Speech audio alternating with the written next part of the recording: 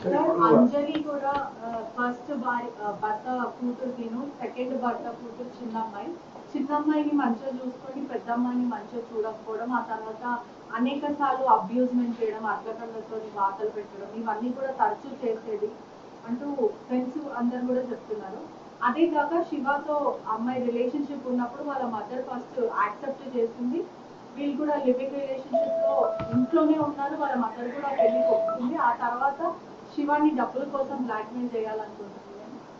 అదే మీరు చెప్పిన వాటిలో చాలా విషయాలు నేను కూడా కవర్ చేశాను, దాదాపుగా అవే చెప్పాను.